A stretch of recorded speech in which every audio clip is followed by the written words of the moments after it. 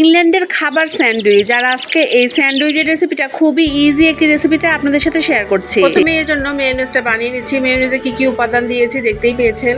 এরপরে আমি পাউরুটিগুলো স্লাইস করে নিব। আমরা বাঙালিরা আমাদের নিজেদের সংস্কৃতির ব্যাপারে খুবই আবেগপ্রবণ, তাই বলে আবার বিদেশি সংস্কৃতি যে অপছন্দ করি তা কিন্তু না। মানুষের কল্পনা এবং বাস্তব জীবন দুইটা আলাদা হয়। বাস্তব জীবন নিখুঁত নয়, তবে বাস্তবতা আমাদের অনেক কিছুই শিখিয়ে দেয়।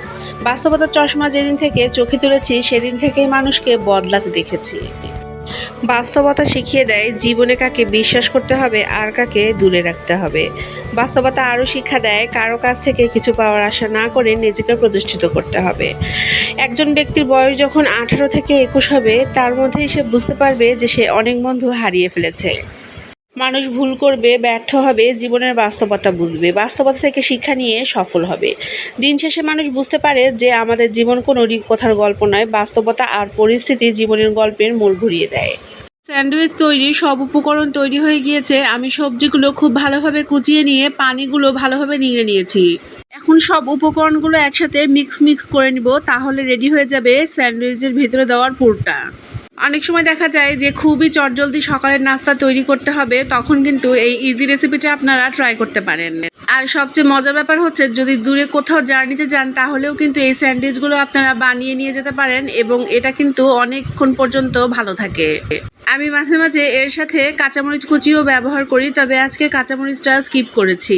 মাঝে মাঝে আমি চিকেন ফ্রাইগুলো একদম রেডি করে ডিপে রেখে দেই, যখন প্রয়োজন তখন ভেজে নেই। আবার অনেক সময় দেখা যায় এরকম স্যান্ডউইচের মাঝখানেও আমি দিয়ে দিই চিকেন ফ্রাই। তাতে অনেক সময় বাচ্চারা খেতে এটা আগ্রহ বোধ করে। আমাদের এই জীবনে চটজলদি আমরা যদি আমাদের খাবারের ব্যবস্থাটা করতে চাই, সেক্ষেত্রে স্যান্ডউইচের কোনো জুড়ি নেই। পাউরুটির মধ্যে যে কোনো একটা পুর দিয়ে স্যান্ডউইচ বানিয়ে নিয়েই খেয়ে ফেলতে পারবেন এবং সকালের নাস্তাটাও চটজলদি হয়ে যাবে। বাস দেখেন কি দ্রুত এবং সহজেই তৈরি হয়ে গেল আমার এই ইজি স্যান্ডউইচটা। আমি মাঝে মাঝে পাউরুটি দিয়ে এভাবে স্যান্ডউইচ বানাই এবং এটা কিন্তু বিকেলের নাস্তা হিসেবেও আমার বাড়ির সবাই অনেক বেশি পছন্দ করে।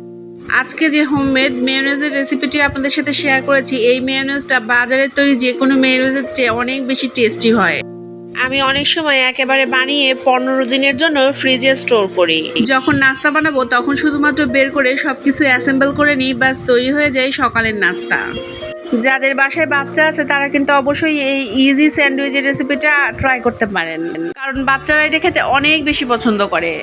যে যেখান থেকে আমার এই ভিডিওটি দেখছেন সবাইকে জানাই মনের অন্তঃস্থল থেকে অনেক অনেক ভালোবাসা। আর যারা নতুন আমার ভিডিও দেখছেন কিন্তু এখনও আমাকে ফলো করেননি, প্লিজ ফলো বাটনে ক্লিক করে যাবেন।